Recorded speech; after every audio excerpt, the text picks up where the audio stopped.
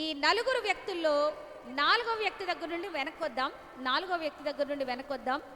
ఈ నాలుగవ వ్యక్తి యెరికో పట్టణానికి యేసు ప్రభు వారు వస్తూ ఉన్నప్పుడు, మానవ అవతారిగా ఉన్నప్పుడు ఆ గుడ్డివాడు భిక్షం అడుక్కునేవాడు. మనం చాలా విచారకరం, మరి ఎందుకు అతని పేరు ఇలాగా వ్రాయబడిందో మరి నాకైతే తెలియదు. కానీ అతని పేరు రాయబడలేదు. కానీ అతను ఒక గుడ్డివాడు, అతడు ఒక భిక్షగాడు, యాచకుడు, యాచించే వ్యక్తి. అంటే ఎందుకు ఆయన ఆ స్థితిలో ఉండాల్సి వచ్చింది, యాచించే వ్యక్తిగా, భిక్షం అడుక్కునే వ్యక్తిగా ఉండాల్సి వచ్చింది అంటే తన దేహంలో కళ్ళు లేవు. జ్ఞానేంద్రియాలు అయిన ఆ కన్నులు తన దేహంలో లేకపోవటం వల్ల, గుడ్డితనంతో అతను ఉండటం వల్ల తనకు తాను స్వయంగా ఏ పని కూడా చేసుకోలేని అభాగ్యుడిగా ఉండి, అయితే తన జీవితాన్ని ముందుకు కొనసాగించుకోవడానికి అతను ఇతరుల మీద ఆధారపడి భిక్షాటన చేసుకుంటూ ఉన్నాడు. ఎక్కడ భిక్షాటన చేసుకుంటున్నాడండి ఈయనంటే, ఒక త్రోవ ప్రక్కన, ఊరు చివరిలో లేదా ఊరు ప్రారంభంలో అనుకోండి, ఆ త్రోవ ప్రక్కన కూర్చుని అందరిని యాచిస్తూ, సహాయం కోరుతూ, నా పోషణ కొరకు, నా యొక్క జీవితం కొరకు, నా కుటుంబం కొరకు, నా కొరకు మీ సహాయం కావాలి అని ఇతరులను భిక్షాటన చేసుకుంటూ ఆయన జీవిస్తూ ఉన్న జీవితాన్ని మనము ఇక్కడ చూస్తూ ఉన్నాము. అయితే అతను తన జీవితంలో ఒకరోజు, ఫైన్ డే, ఒక మంచి రోజు వచ్చింది తన జీవితంలో. మంచి రోజు ఏంటి ఆ రోజు అని అంటే, చాలామంది జనసమూహం ఆ దారి గుండా వెళ్తూ ఉన్నారు. అయితే క్రీస్తు ప్రభువారు కూడా ఆ దారి గుండా వెళ్తూ ఉన్నాడు. ఎలా విన్నాడో, ఎక్కడ విన్నాడో అనేది ఇక్కడ మనకి తెలియదు, కానీ రాయబడలేదు. కానీ ఆ యేసుక్రీస్తు అనే యేసుక్రీస్తు ప్రభువారు రక్షకుడు, అభిషక్తుడు, పరిపాలకుడు, గొప్పవాడు, ప్రభువు, అధికారం కలిగిన వాడు ఈ త్రోవ గుండా వెళ్తా ఉన్నాడు అనే విషయము ఆయన చెవులకు వినబడింది, ఆయన హృదయంలో నాటబడింది. ఎప్పుడైతే చెవుల ద్వారా లోపలికి వెళ్ళిందో, హృదయంలో నాటబడిందో, ఆయన హృదయంలో ఒక విశ్వాసము ఏర్పడింది. ప్రైజ్ ద లార్డ్, హల్లెలూయా. వినుట వలన విశ్వాసము కలిగిందనమాట ఆ గుడ్డివానికి, ఆ గుడ్డి భిక్షకునికి. ఆ హృదయంలో విశ్వాసం కలగటం వలన ఆ విశ్వాసం ఏం చేయగలుగుతుందంటే, అతనుకున్న పరిస్థితి, అతనుకున్న లోపము, అతనుకున్న గుడ్డితనం నుండి నేను విడిపించబడడానికి ఈ మహా గొప్ప వ్యక్తి యొక్క శక్తి పనిచేస్తుంది. నా శక్తి సామర్థ్యాలు పనిచేయట్లేదు, నా తల్లిదండ్రుల వల్ల ఇది అవ్వలేదు, నా ప్రయత్నాల వల్ల ఇది జరగలేదు, కానీ మహాశక్తిమంతుడు, అద్భుత శక్తి కలిగిన అభిషక్తుడైన క్రీస్తు ప్రభు వారి ద్వారా నా లోపం సరి చేయబడుతుందని ఆ చెవులతో విని, వినికిడి శక్తి కలిగిన వాడిగా ఉన్న ఆ చెవులతో విని హృదయంలో విశ్వసించినప్పుడు అతని నోరు ఆగట్లా. ప్రైజ్ ద లార్డ్, హల్లెలూయా. ఆ నోరు ఇంకా మరి నోరు తెరచి కేకలు పెడుతూ, ఆ అభిషక్తుడైన దేవుడు, గొప్ప అధికారం కలిగిన దేవుడు ఆయన ఎంత దూరంలో వెళుతున్నా కానీ ఈ వ్యక్తికి, ఈ బలహీనుడికి లేదా ఈ లోపం కలిగిన వ్యక్తికి అతను ఎంత దూరంలో వెళ్తా ఉన్నా కానీ తన స్వరము, తన కేకలు, తన ఆక్రందనలు, తన అరుపులు, తన యొక్క యాచించే ఆ స్వరము వినబడాలని కేకలు పెడతా ఉన్నాడంట బిగ్గరగా. ప్రైజ్ ద లార్డ్, హల్లెలూయా, హల్లెలూయా. చాలా గట్టిగా కేకలు పెడుతూ తన యొక్క మరి తన యొక్క సమస్యను చెప్పుకుంటా ఉన్నాడు. నన్ను కరుణించు. ప్రైజ్ ద లార్డ్, హల్లెలూయా. నన్ను కరుణించు. ఆయన కరుణామయుడని, ఆయన శక్తి సంపన్నుడని ఆ గుడ్డి యాచకుడు లేదా భిక్షగాడు విశ్వాసం ఉంచాడు. ప్రైజ్ ద లార్డ్, హల్లెలూయా. కరుణామయుడవు నీవే అని, ప్రేమామయుడవు నీవే అని, పాపులను రక్షించిన దేవుడ నీవే అని. కరుణామయుడవు నీవే అని, ప్రేమమయుడవు నీవే అని, పాపులను రక్షించే దేవుడ నీవే అని.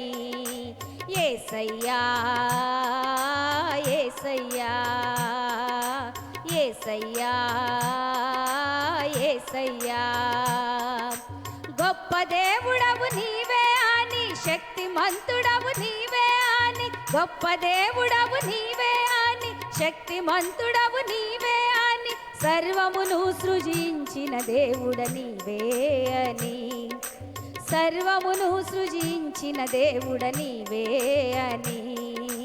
యేసయ్యా యేసయ్యా యేసయ్యా యేసయ్యా, మోక్ష ప్రదాతవు నీవే అని, నిత్యానందము నిత్యదవాని, మోక్ష ప్రదాతవు నీవే అని, నిత్యానందము నిత్యదవాని, పరమునకు మము చేర్చెడి దేవుడ నీవే అని, పరమునకు మము చేర్చెడి దేవుడ నీవే అని.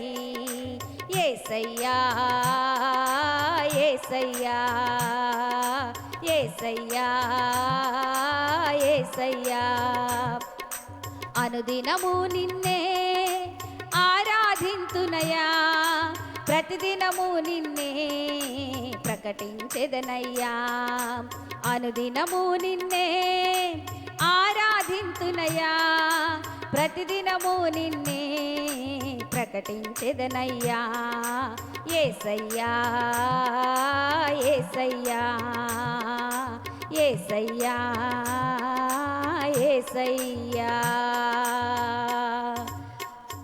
ఆ గుడ్డి భిక్షకుని యొక్క కేకలు ఆ చుట్టూ ఉన్నవారు చాలామంది ఆపాలని చూశారు, కానీ నోరు మూసుకో అంటున్నారు, కానీ ఏ గద్దించేవారు ఆగు ఆగు అని అతన్ని కంట్రోల్ చేయాలని అనుకుంటున్నారు, కానీ తన అవసరత లేదా తన విశ్వాసం లేదా తన యొక్క నమ్మకం లేదా తానుకు తన దగ్గర వరకు వచ్చిన అవకాశాన్ని ఉపయోగించుకుని, నాకున్న ఈ బలహీనత నుండి, నాకున్న ఈ లోటు నుండి, ఈ లోపము నుండి నేను విడిపించబడాలి, స్వతంత్రుడిగా నేను మార్చబడాలనే పట్టుదల అతనిలో ఏ ఒక్కరు ఆపుతున్నప్పటికీ లెక్క చేయకుండా మరింత గట్టిగా కేకలు వేయడానికి అతని హృదయాన్ని బలపరిచింది.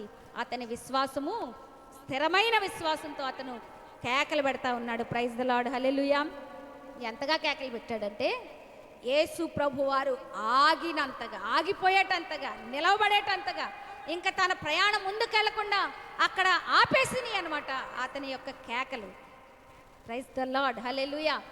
ఆపేసి మరి ఏమంటున్నాడంట ఆయన, నీకేం కావాలి అయ్యా, నా వల్ల నేను నీకేమి చేయగోరుచున్నావని క్రీస్తు ప్రభువారే ఆ గుడ్డి భిక్షకుణ్ణి నిలిచి అడుగుతా ఉన్నాడు. ప్రైజ్ ద లార్డ్, హల్లెలూయా. ఎంత మంచి దేవుడు అండి ఆయన, ఎంత మంచివాడండి ఆయన, ఎంత ప్రేమ కలిగిన వాడండి. లోపము కలిగిన ఏ విధంగానూ కూడా ఎన్నిక లేని దీనస్థితిలో ఉన్న ఆ దీనుడు ఆక్రందనను, కేకలను కూడా ఆయన విన్నాడు. ఒకవేళ నీ జీవితంలో కూడా నిస్సహాయతలో, చీకటిలో, ఇతరుల మీద ఆధారపడి ఏ విధంగా కూడా పరిపక్వత లేని లేదా ఏ విధంగా కూడా నీకు పరిపూర్ణమైన ఆశీర్వాదాలు లేని నిస్సహాయ స్థితిలో నీవు పడి ఉండి, ప్రభువా నన్ను కరుణించు అని నువ్వు కేకలు పెడితే ఆయన నీ దగ్గర ఆగి నిలిచి నిన్ను ఎలా అడుగుతాడు, ఎలా అంటే, నా వల్ల నీకేం కావాలమ్మా? ప్రైజ్ ద లార్డ్, హల్లెలూయా. నా వల్ల నీకేం కావాలి? నేనేం చేయాలనుకుంటున్నావు? నా వల్ల నీకేం కావాలి? ఒక విధవరాలు బైబిల్ గ్రంథంలో తన భర్త భక్తి కలిగినోడే, అయితే ఒక ప్రవక్త దగ్గర పెరిగిన వ్యక్తే. అయితే ఒక రోజున భర్త చనిపోయాడు. ఆమెకు 2 బిడ్డలు ఉన్నారు. కానీ వారి పరిస్థితి ఏమైందంటే, భర్త ఉన్నంత వరకు చాలా ఏ లోటు లేకుండా చాలా మంచి సజావుగా జీవితం వెళ్ళిపోయింది. భర్త చనిపోయిన తర్వాత వారి స్థితిగతులు తారుమారైపోయినాయి. బిడ్డలని మరి దాసులుగా లేదా పనివారిగా కూలివారిగా తీసుకెళ్ళిపోయే పరిస్థితులు అప్పులు ఎక్కువ ఇవ్వటం వల్ల వచ్చేసినాయి. అయితే ఆమె ఆమె ప్రవక్తను ఆశ్రయించింది. దేవునికి స్తోత్రం కలుగును గాక. ప్రవక్తను ఆశ్రయించుట ద్వారా ఆమె యొక్క కఠినమైన పరిస్థితి, ఆమె యొక్క నిందలు అవమానాలతో కూడిన పరిస్థితి, దిక్కులేని పరిస్థితి, మరి తన భర్త చేసిన ఎన్నో ఆర్థికపరమైన లోట్లు, ఇబ్బందులు ఆమె మీద, ఆమె బిడ్డల భవిష్యత్తు మీద, ఆమె కుటుంబం మీద దాడి చేస్తూ ఉన్నప్పుడు ఆ దాడిని తట్టుకోలేక ఆ దాడి నుండి విడిపించబడ్డానికి మార్గం కోసం ఆమె ఒక ప్రవక్తను ఆశ్రయించి ప్రవక్త దగ్గరకు వెళ్ళి మరి బ్రతిములాడుకుంటూ తన పరిస్థితిని వెళ్ళినప్పుడు తన పరిస్థితి చెప్పుకుంటున్నప్పుడు ప్రవక్త అంటాడు, అమ్మా నీ దగ్గర అసలు ఏముంది అని ప్రశ్నించాడు. ప్రైజ్ ది లార్డ్, హల్లెలూయా. అప్పుడు ఆమె చెప్పింది, అయ్యా నా దగ్గర ఏమీ లేదు కానీ ఒక నూనె కుండ ఉంది. ఆ ఉన్న కుండతో, నూనె కుండతోటే దేవుడు ఏం చేశాడంటే అద్భుతం చేసి శూన్యంలో సృష్టిని చేసిన దేవుడు ఏమీ లేని ఆ కుండలో నుండి ఆ కొంచెం ఆ యొక్క కొంచెం ఉన్న ఆ నూనెతో అద్భుతమైన సహాయము, అద్భుతమైన విడుదల, అద్భుతమైన సమృద్ధిని దేవుడు ఆమె జీవితంలో ఇచ్చాడు. ప్రైజ్ ది లార్డ్, హల్లెలూయా. ఈ రాత్రికాల సమయంలో నీ జీవితంలో కూడా ప్రభువారు నువ్వు ఏ పరిస్థితిలో వచ్చావో, నువ్వు ఎలాంటి దిక్కుతాచని పరిస్థితిలో వచ్చావో, నిస్సహాయ స్థితిలో వచ్చావో, వారు ఎలాగైతే దేవుని శక్తిని గ్రహించి ప్రవక్త శక్తిని గుర్తెరిగి ఇక్కడ సొల్యూషన్ దొరుకుతుంది, ఇక్కడ పరిష్కారం దొరుకుతుంది అని వారు ఎలాగైతే విశ్వసించి కేకలు పెట్టారో, అడిగారు, కరుణను దేవుని కరుణ కొరకు ఎదురు చూశారు. నీవు కూడా ఈ ఆన్లైన్ ప్రేయర్లో ఎదురు చూసినట్లయితే తప్పక ఆయన నిన్ను అడుగుతా ఉన్నాడు, నీకు సహాయం చేస్తాడు. ఆమేన్. నీకేం కావాలో అది ఆయన తప్పక సహాయము చేస్తాడు. ఆ గుడ్డివానికి కన్నులు ఇచ్చాడు, చూపునిచ్చాడు. వెంటనే చూపు పొందుకున్న అతను దేవుణ్ణి స్తుతించాడు. అతను స్తుతించడమే కాదు, అతని చుట్టూ ఉన్న వారందరూ కూడా అక్కడ స్తుతించటం మనం చూస్తా ఉన్న ప్రజలందరూ అది చూచి దేవుని స్తోత్రము చేసిరి. దీనికి అంతటికి కారణం ఏంటంటే ఆ గుడ్డివానిలో ఉన్న విశ్వాసం.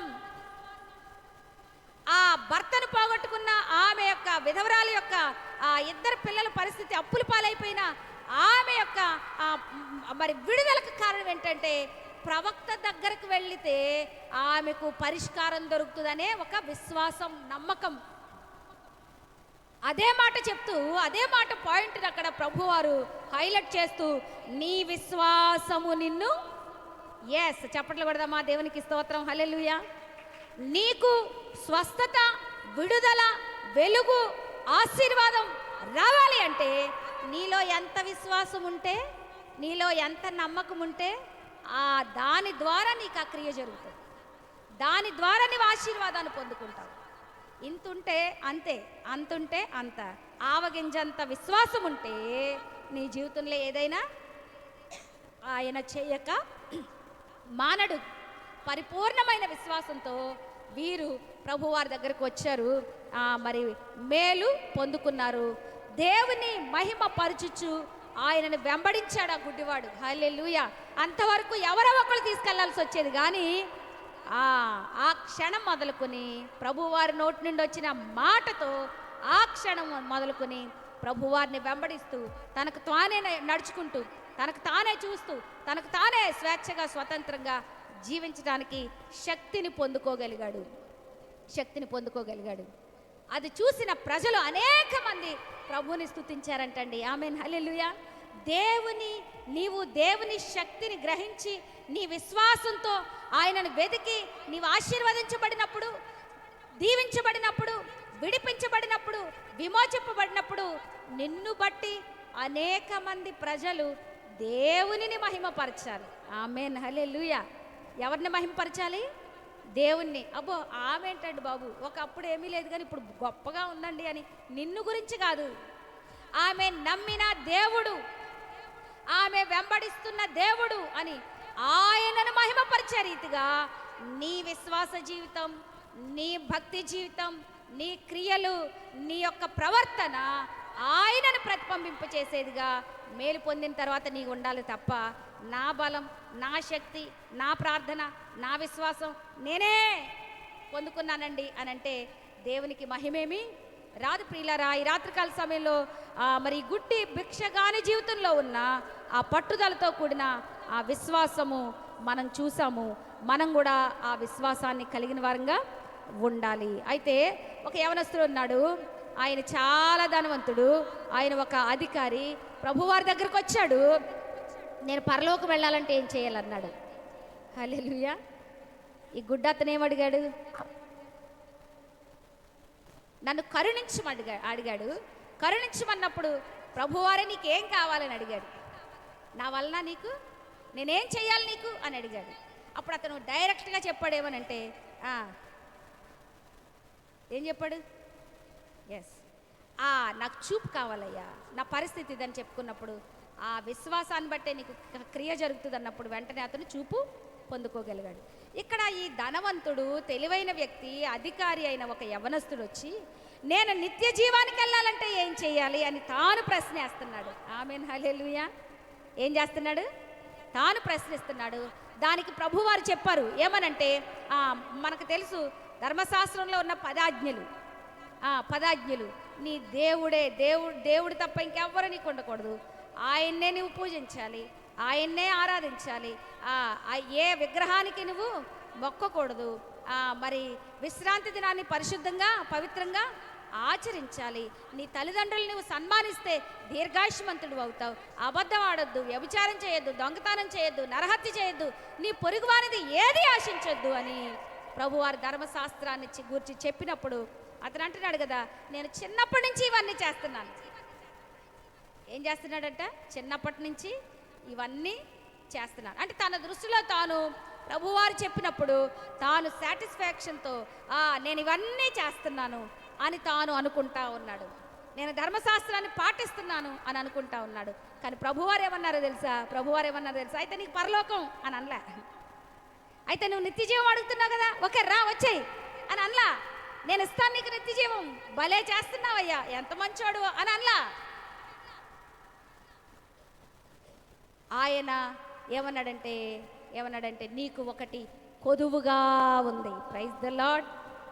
గుడ్డివాడేమో, భిక్షగాడేమో తన కొదువును తన లోటును ఒప్పుకొని చెప్పుకున్నాడు. ఈ ధనవంతుడు, ఈ యవనస్తుడు, ఈ అధికారం కలిగిన వ్యక్తి ఏమో నేను అన్నీ చేస్తున్నానయ్యా, ఇవి చెయ్యాలయ్యా అని అంటే నేను అన్నీ చేస్తున్నానయ్యా అన్నాడు. అయితే దేవుడేమన్నాడు తెలుసా? నీలో ఒక లోటు ఉంది, నీకు ఒక కొదువు ఉంది, నీలో ఒక అవిధేయత ఉంది, లేదా నువ్వు ఒకటి చేయాల్సింది ఉంది, నువ్వు ఒక విషయంలో ఫెయిల్ అవుతున్నావు, నువ్వు ఇంకా చేయాల్సింది ఒకటి ఉంది నీలో అని ఆయన పాయింట్ అవుట్ చేసి మరీ చెప్తా ఉంటుంటే ఆ లోటేంటో చెప్తా ఉన్నాడు. అతను ధనవంతుడు గనక నీ ఆస్తి అమ్మి పేదలకు ఇమ్మన్నాడు. నీతో ఈ రాత్రికాల సమయంలో ఈ కాలంలో ఉన్న మనతో ఆయన మాట్లాడుతూ ఉంటాడు. ఏమనంటే పరలోకం వెళ్ళాలంటే నేనేం చేయాలి ప్రభు అని నువ్వు అంటున్నప్పుడు మరి ఆయన నీకున్న లోటును వాక్యపు ప్రత్యక్షతలో తెలియపరుస్తూ ఉన్నప్పుడు ఆయన నీ ఆత్మతో, నీ హృదయంతో, నీ మనసుతో, నీ తలంపులతో, నీ ప్రవర్తనతో, నీ యొక్క ఆ పర్సనాలిటీతో మాట్లాడుతూ ఉన్నప్పుడు నీకు ఏ లోటు ఉందో, ఏ లోపం ఉందో, ఎక్కడ సరి చేసుకోవాలో ఆయన నీతో చెప్తూ ఉన్నప్పుడు దానికి లోబడాలి. కానీ ఈ వ్యక్తి ఏం చేశాడంటే తన అధికారము, తన ధనము, తన స్టేటస్, లేకపోతే తన మనసు, తన ఆలోచన చిన్నబుచ్చుకుని తాను ఆ లోటును, ఆ లోపాన్ని సరి చేసుకోకుండానే నిత్య జీవము వారసత్వం కావాలి, నేనేం చేయాలి అని ప్రశ్నించిన వ్యక్తే చెయ్యమన్న దాని విషయమై చిన్నబుచ్చుకొని బాధపడి వెనక్కి వెళ్ళిపోయాడు. ప్రియులారా, గుడ్డివాడేమో విశ్వాసంతో తన లోపాన్ని పోగొట్టుకుని వెలుగుకరంగా తన జీవితాన్ని మార్చుకుని అనేకులు కూడా ప్రభువుని స్తుతించడానికి మాదిరికరంగా ఉన్నాడు. ఈ వ్యక్తి అయితే చిన్నబుచ్చుకుని అతనికే ఉపయోగం లేదు, ఇంకా అతనికే ఉపయోగం లేనప్పుడు ఇంకా ఎవరికి ఉపయోగంగా ఉంటాడు? తన జీవితమే ఉపయోగకరంగా లేకుండా వెనక్కి వెళ్ళిపోయాడు. ప్రియులారా, మరొక వ్యక్తి మనకు తెలుసు, పరిసయ్యుడు. ఈ పరిసయ్యునికి నాకు అంతా తెలుసు. పరిసయ్యులు అంటే వాళ్ళకి ధర్మశాస్త్రం చాలా బాగా తెలుసు.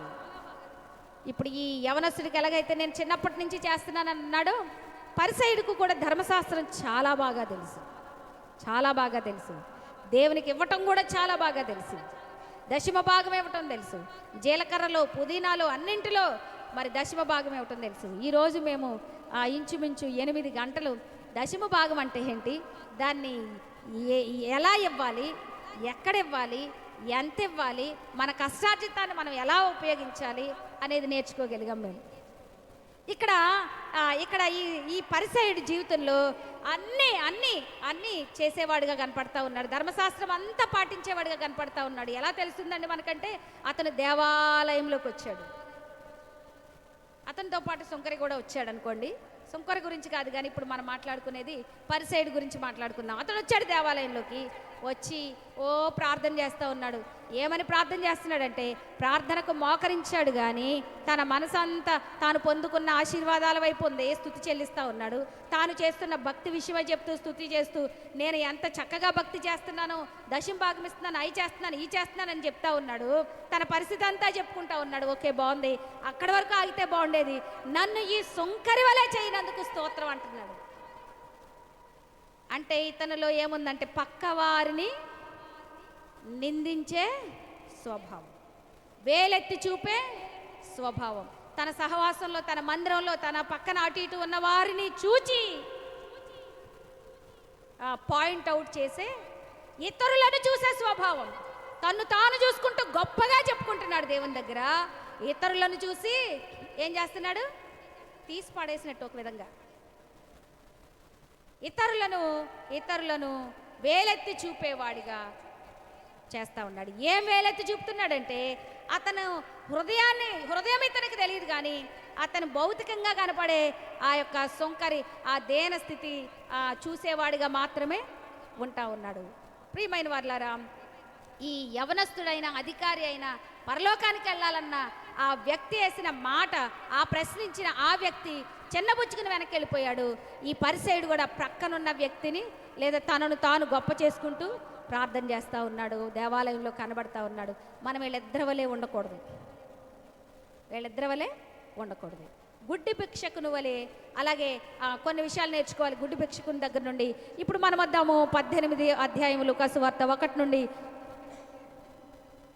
8 వచనాలలో మరి ఈ ఉపమానము విసుగకుండా నిత్యము ప్రార్థన చేయాలి అనే విషయాన్ని బలపరచడం కోసం ప్రభువారు అక్కడ చెప్తా ఉన్నారు.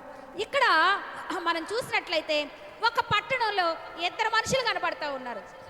ఒక ఆమెమో విధవరాలు, ఇంకొక అతనేమో అన్యాయస్తుడైన న్యాయాధిపతి.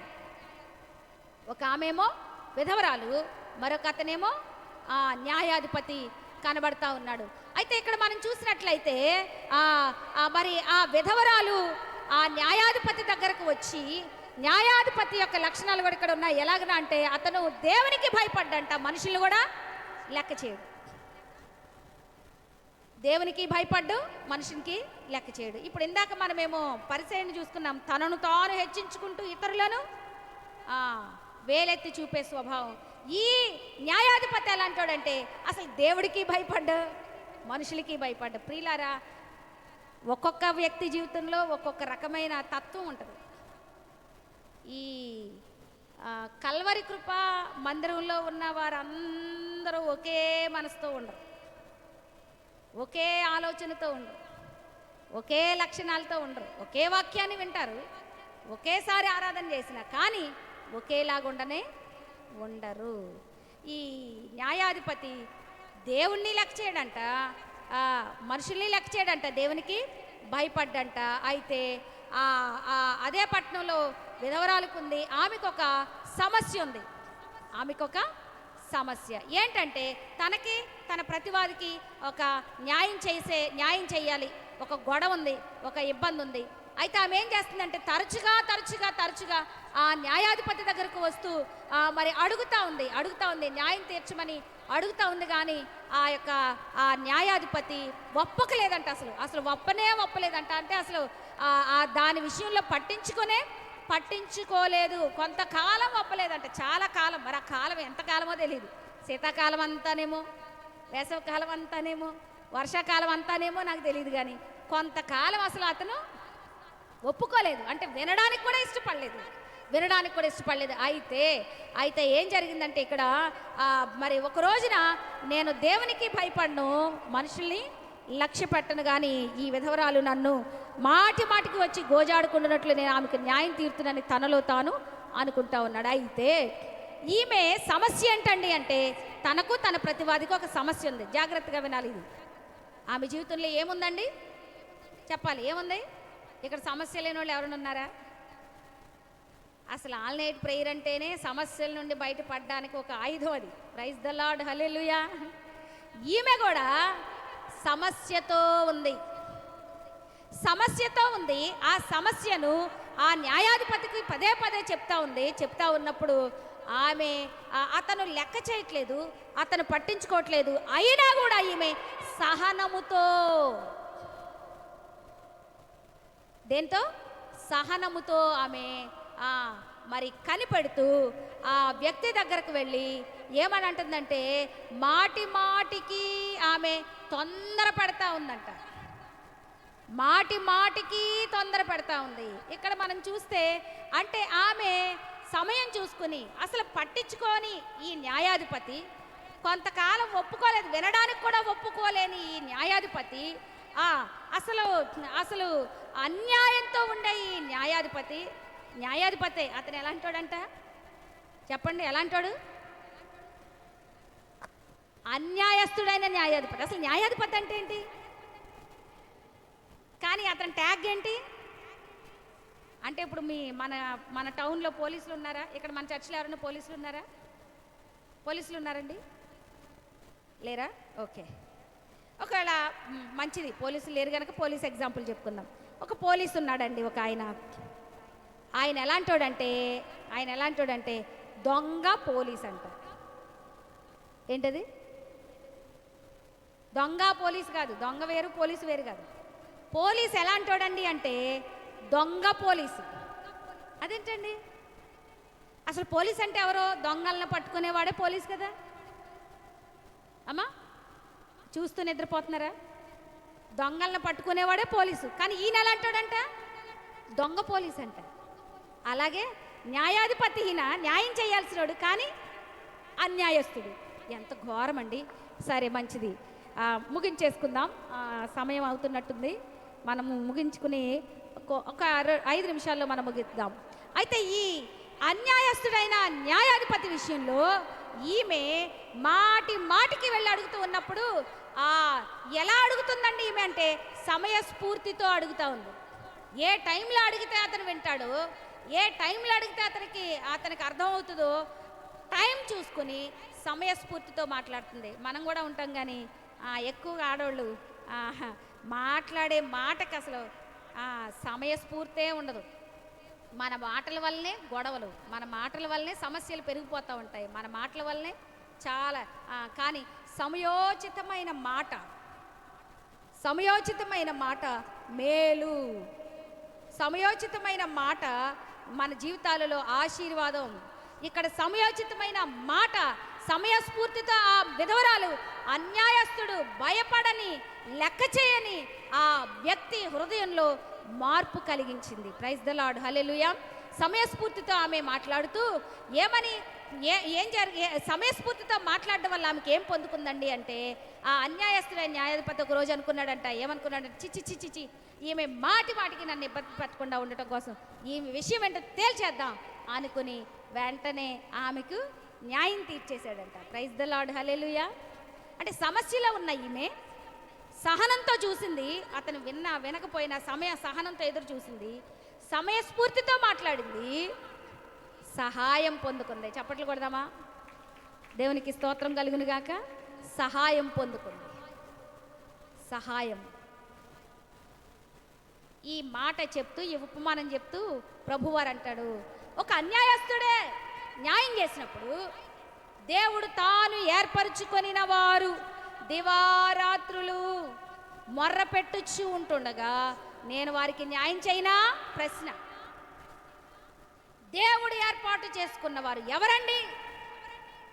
ఎవరండి అంటే, ఒక విధంగా చెప్పాలంటే చరిత్రలోకి మనం వెళ్తే దేవుడు ఆ 12 గోత్రాలను ఏర్పాటు చేసుకున్నాడు కానీ మరి వారిని ఇశ్రాయేలుగా ఏర్పాటు చేసుకున్నాడు కానీ చరిత్రలోకి వెళితే, కానీ కృప ద్వారా అన్యులమైన మనల్ని కూడా ఆయన ఏర్పాటు చేసుకున్నాడు. Praise the lord, hallelujah.